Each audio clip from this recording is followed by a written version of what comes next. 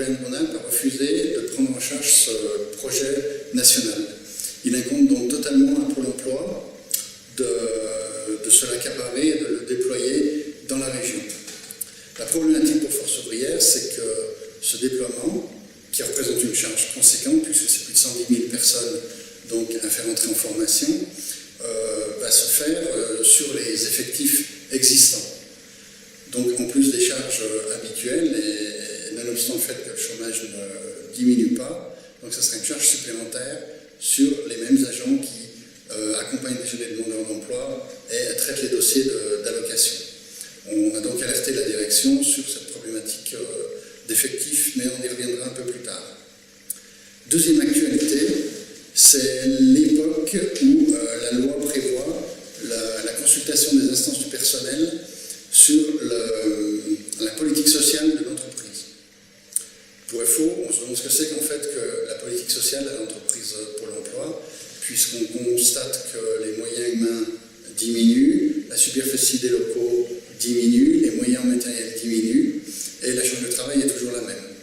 Donc nous avions à rendre un avis sur cette politique sociale de l'entreprise. On a donné un avis défavorable, et si vous lisez nos publications, nous avons fait une déclaration qui explique clairement notre position et qui détaille les éléments qui ont conduit à cette décision négative. Donc on vous invite à aller voir notamment notre flash comité d'entreprise du 31 janvier qui intègre cette déclaration.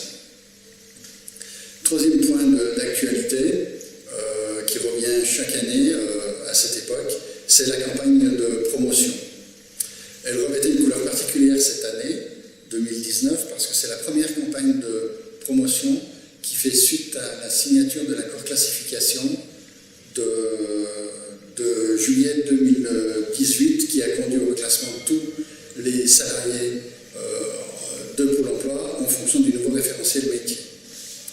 Les attendus de cette classification, c'était de permettre le déplafonnement des carrières des agents qui étaient arrivés au taquet dans l'ancienne classification, d'élargir les possibilités de promotion et par là même de faciliter le développement des carrières des agents. Donc on attendait avec impatience le résultat de cette campagne. Il n'est pas à la hauteur de ce qu'on attendait, à savoir donc qu'il n'a pas permis beaucoup plus de changements de coefficients, sachant que les coefficients maintenant, avec la création de coefficients intermédiaires, entraînent une augmentation de salaire moindre que ce qu'elle était avant cet accord de classification. Donc il y a eu quelques coefficients en plus, mais pas de façon significative. Les pourcentages d'augmentation pour les gens qui n'avaient pas de coefficients ont quasiment disparu. C'était de l'ordre de plusieurs centaines l'an dernier, c'est 9 cette année, et ça s'explique complètement par une des dispositions de la classification qui estime que cette possibilité de promotion n'intervient que lorsqu'une personne est arrivée au bout de sa filière de carrière. Donc, ce qu'on pouvait faire auparavant, c'est-à-dire attribuer un pourcentage d'augmentation à un agent qu'on souhaitait récompenser, mais sans pour autant lui donner un coefficient, n'est plus possible aujourd'hui. Et ça se traduit immédiatement, on est passé à 9 augmentations par pourcentage cette année.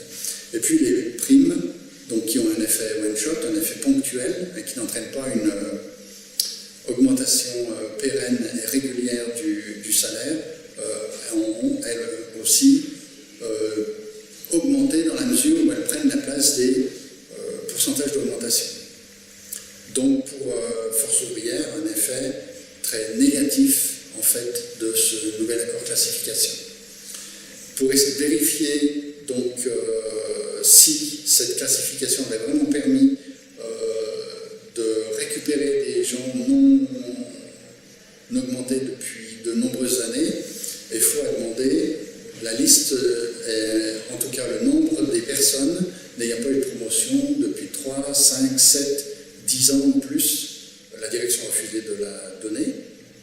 FO a demandé également le nombre de personnes qui avaient été déplafonnées du fait de cette classification.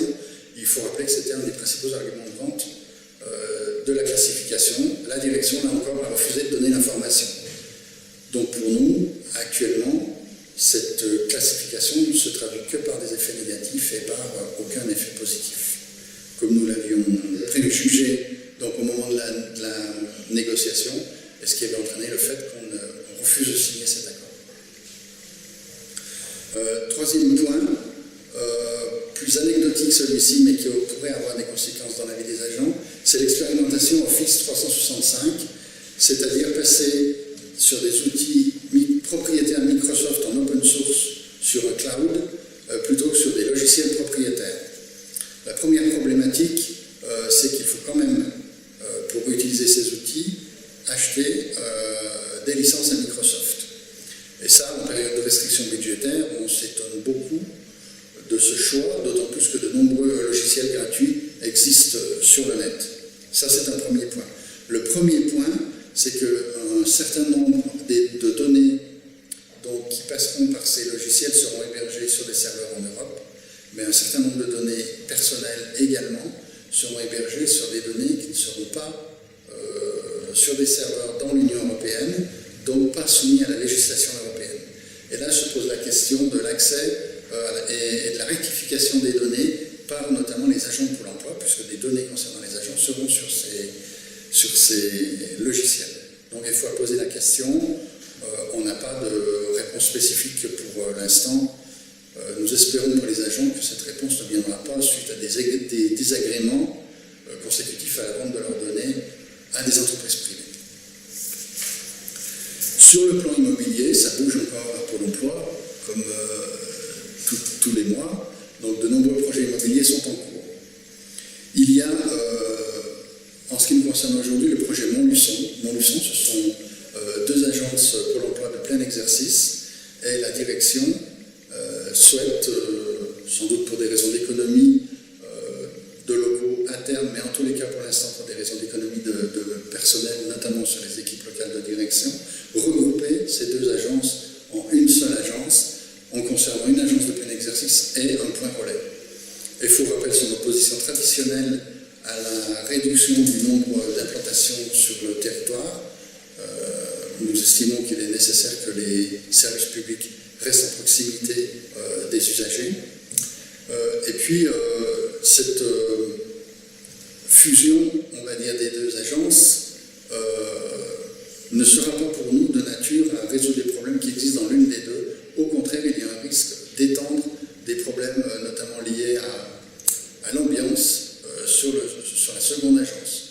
Donc, on estime que la direction apporte une mauvaise solution à de vrais problèmes en essayant simplement de faire des économies sur les AED au lieu de traiter les problèmes au fond pour rétablir une ambiance de travail satisfaisante sur deux agences de plein exercice en proximité du monde en emploi.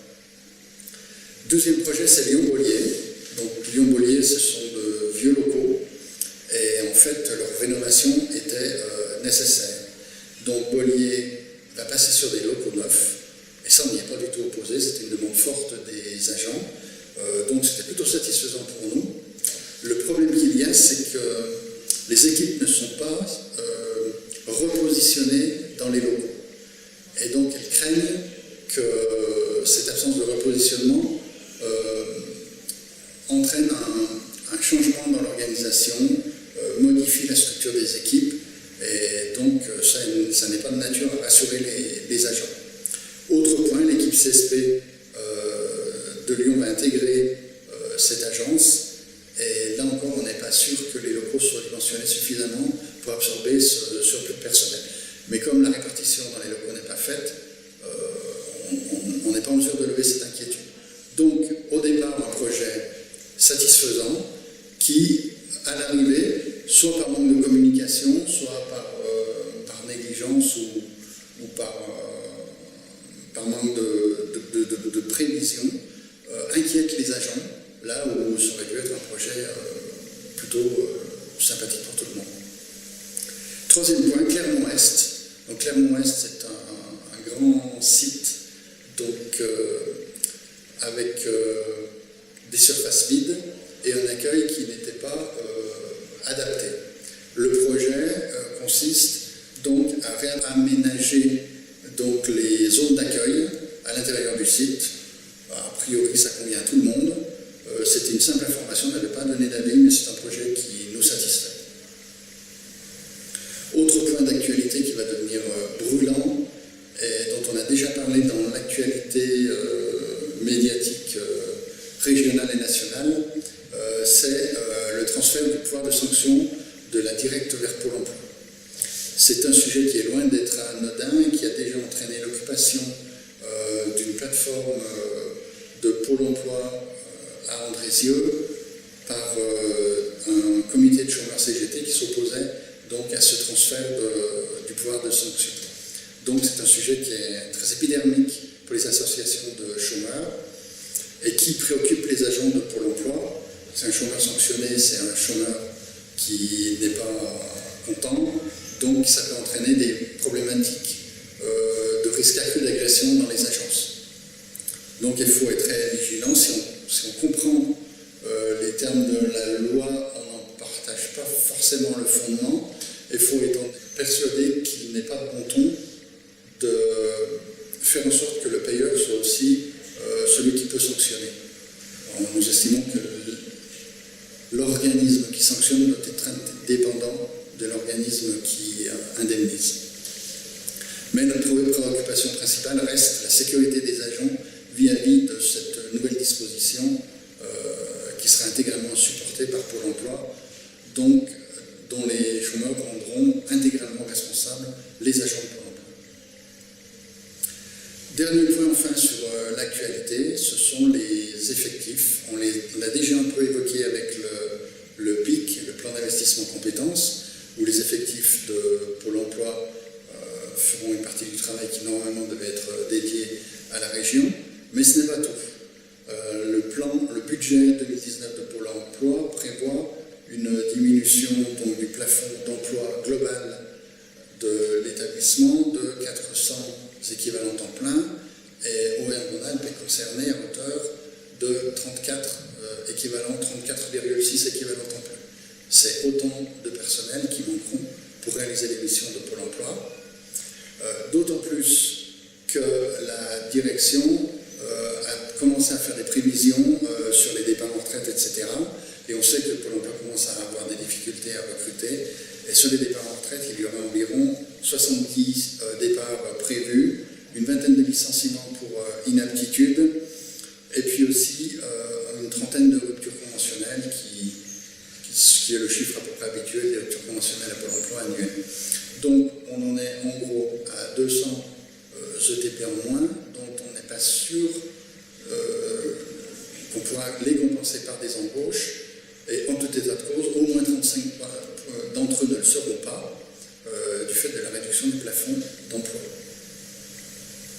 En ce qui concerne cette réduction des effectifs, une deuxième problématique nous préoccupe, c'est que cette réduction devra avoir principalement lieu dans les fonctions support. Et on sait qu'un bon nombre de fonctions support sont déjà au taquet et ont du mal à réaliser leur mission habituelle. C'est le cas de la direction des opérations, qui apporte un appui à la production en résolvant les cas difficiles ou les anomalies techniques ou les questions réglementaires. C'est le cas de la logistique qui a perdu une partie de son effectif et qui peine à assumer simplement les demandes de chambre d'hôtel des personnels lorsqu'il y a des déplacements. C'est le cas de la comptabilité, dont le personnel continue à partir et n'est pas remplacé. Et ce sera bientôt le cas des ressources humaines, puisqu'une partie de l'activité va passer auprès des directions territoriales, sans forcément la formation et les compétences qui vont avec. Et donc une partie du personnel des RH risque de se retrouver à effectuer des tâches qui ne sont pas celles pour lesquelles elles sont formées. Donc, grosse problématique, grosse préoccupation pour Force ouvrière au niveau des effectifs, et de l'organisation des fonctions support et de l'impact sur l'activité du réseau. Voilà ce qu'on pouvait dire en ce 31 janvier sur l'actualité de Pôle emploi. Nous y reviendrons dans le courant de l'année à plusieurs reprises sans doute.